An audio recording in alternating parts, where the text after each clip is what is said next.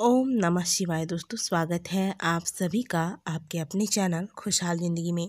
दोस्तों जैसा कि आप सभी जानते हैं कि इन दिनों श्रावण महीने की शुरुआत हो चुकी है और दुनिया भर में महादेव के जितने भी भक्त हैं, महादेव के जितने भी चाहने वाले हैं, वे सभी महादेव को अपनी अपनी अलग अलग साधना के द्वारा प्रसन्न करने के लिए जुट चुके हैं। यदि आप भी अपने जीवन में आ रहे दुखों से, कष्टों से छुटकारा पाना चाहते हैं तो इस सावन महादेव की भक्ति में जुट जाइए और महादेव को प्रसन्न कर लीजिए। यदि आप छात्र हैं और कठिन मेहनत के बाद भी आपको सफलता प्राप्त नहीं हो रही है, या फिर आप नौकरी कर रहे हैं, नौकरी में उन्नति चाहते हैं, या आपको नौकरी की तलाश है, इसके अलावा यदि आप विवाह के योग्य हैं और विवाह होने में विलंब हो रहा है, या विवाह होने के बाद आपको संतान प्राप्ति नहीं हो रही है, या फिर वैवाहिक जीवन में अन्य प्रकार की परेशानियां आ रही हैं, तो इस सावन आप महादेव को प्रसन्न करके उनकी कृपा प्राप्त कर सकते हैं और आप महादेव से मनोवांछित सिद्धियां प्राप्त कर सकते हैं।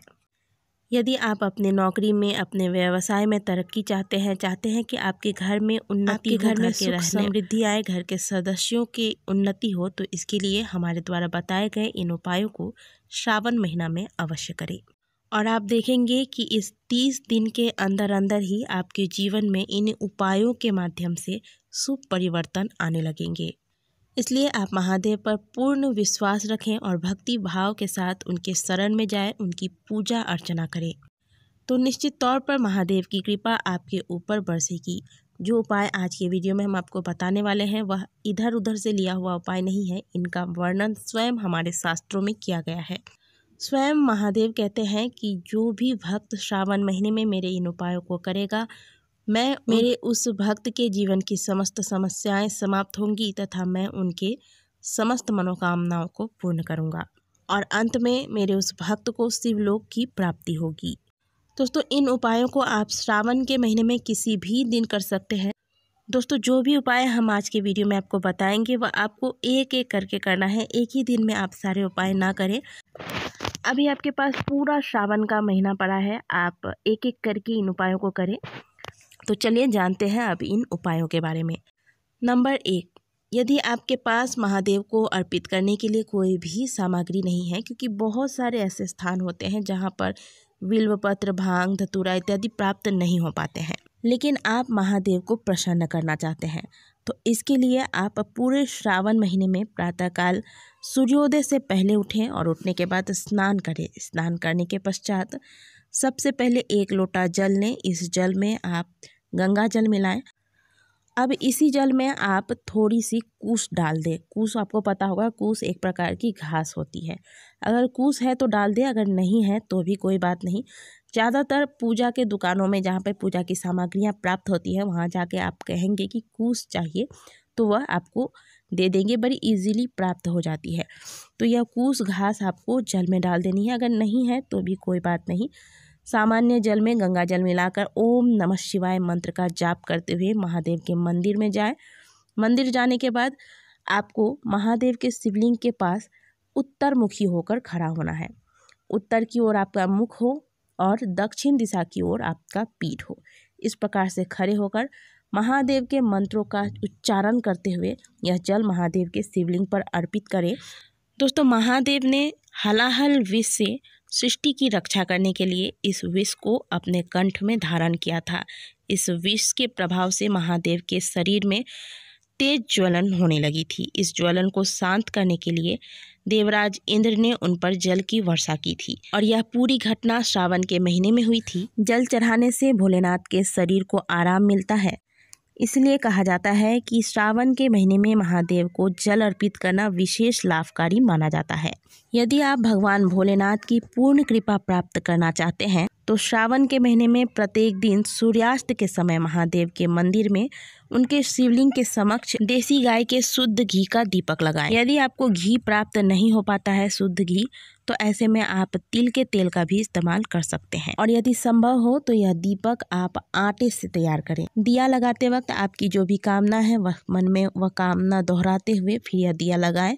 महादेव के समक्ष बैठकर शिव पंचाक्षर स्तोत्र का पाठ करें। शिव पंचाक्षर स्तोत्र में भगवान शिव के स्वरूप तथा उनके गुणों का वर्णन किया गया है। इस स्तोत्र के जाप मात्र से व्यक्ति के समस्त कष्ट दूर होते हैं, व्यक्ति के पाप नष्ट होते हैं तथा सभी प्रकार के भय बाधा समाप्त होते हैं।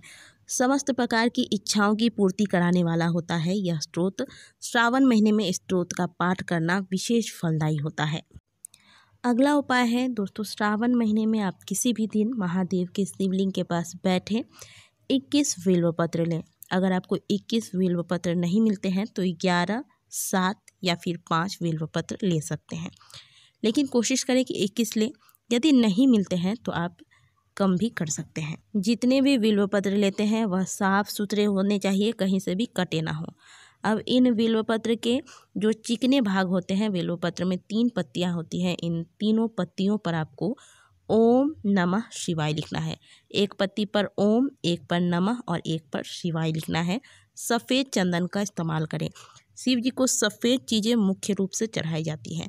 बहुत से लोग कहते हैं कि लाल चंदन शिव जी पर चढ़ाया जा सकता है या नहीं। लाल चंदन आप चढ़ा सकते हैं, लेकिन खास अवसरों पर चढ़ाया जाता है।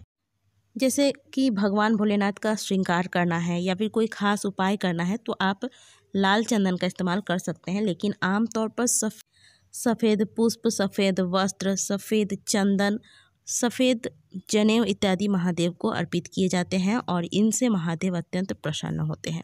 तो सफ़ेद चंदन ले लें। अगर सफ़ेद चंदन नहीं है तो केसर चंदन या फिर लाल चंदन।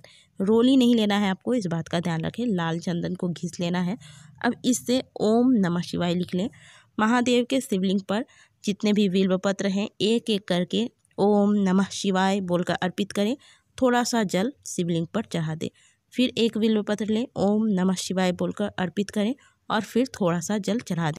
इस प्रकार से जितने भी बिल्वपत्र हैं अर्पित करते जाएं। थोड़ा थोड़ा जल महादेव को अर्पित करते जाएं। जब बिल्वपत्र पूरी तरह से अर्पित कर दे तो बचा हुआ जल भी महादेव को चढ़ा दे।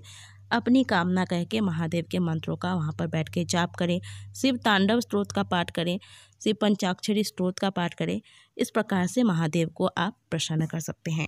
यदि आपको दुर्भाग्य ने घेर रखा है, आपकी विवाह तय नहीं हो रही है, विवाह के बाद भी वैवाहिक जीवन में कलेश है, संतान की प्राप्ति नहीं हो रही है या फिर अन्य प्रकार की परेशानियों से परेशान है, तो ऐसे में श्रावण महीने में आप गाय का कच्चा दूध ले लें। इसमें आप थोड़ा सा केसर मिला लें और इस दूध से आप महादेव के किसी भी मंदिर में जाएं, महादेव के शिवलिंग पर इससे अभिषेक करें। अभिषेक करते वक्त आप महादेव के पंचाक्षरी मंत्र का जाप करते रहें। यदि आप पितृदोष से परेशान हैं तो ऐसे में 1 लोटा जल लें, इसमें आप थोड़ा सा कच्चा दूध मिला लें और साथ में काले तिल डाल दें। इस जल से महादेव के मंदिर में जाकर महादेव के शिवलिंग का अभिषेक करें। इससे आपको महादेव के साथ साथ पितरों का भी आशीर्वाद प्राप्त होगा और आपके पितृदोष समाप्त होंगे। यदि आप धन संबंधित समस्याओं से परेशान हैं, बहुत ज़्यादा ही गरीबी झेल रहे हैं, तो ऐसे में आप श्रावण के महीने में प्रति सोमवार को, तो आप श्रावण महीने में आने वाली जितने भी सोमवार हैं इन सभी सोमवार को बेल वृक्ष के नीचे जाएं। बेल वृक्ष के नीचे जाकर आपको 2 बाती का घी का दीपक तैयार करके ले जाना है और इसे माता पार्वती तथा भोलेनाथ का स्मरण करते हुए बेल वृक्ष के नीचे लगा देना है। यह उपाय आपको प्रदोष काल में करना है। दीपक लगाने के बाद आप अपनी कामना कहें, महादेव तथा माता पार्वती का स्मरण करते हुए बेल वृक्ष को प्रणाम करें और फिर पुनः वापस घर को आ जाएं। अगला उपाय है, महादेव के मंदिर में आप श्रावण के महीने में जाएं, विधिवत पूजा अर्चना कराएं। साथ में आप 1.25 किलो चावल लेकर जाएं। 1.25 किलो चावल पूजा होने के बाद जिस प्रकार से आप पूजा करते हैं, अभिषेक करें, श्रृंगार करें, धूप दीप दिखाने के बाद यह चावल जो आप लेकर गए हैं इसमें से 1 मुट्ठी चावल आप अपने हाथ में ले लें और फिर महादेव के शिव तांडव स्तोत्र का पाठ करें। अगर इस स्तोत्र का पाठ नहीं कर सकते तो पंचाक्षर स्तोत्र का पाठ करें। ये भी नहीं कर सकते तो केवल ओम नमः शिवाय का ध्यान मग्न होकर 5 से 10 मिनट तक जाप करें। जाप होने के बाद इस चावल को शिवलिंग पर अपनी कामना कहते हुए अर्पित कर दे, महादेव को प्रणाम करे और जो बाकी बचा हुआ चावल है वह किसी ज़रूरतमंद को या फिर मंदिर के पुजारी जी को दान दे दें। यह दान अगर आप किसी ब्राह्मण को देते हैं तो दान करने के बाद उनका चरण स्पर्श करके उनका आशीर्वाद अवश्य लें।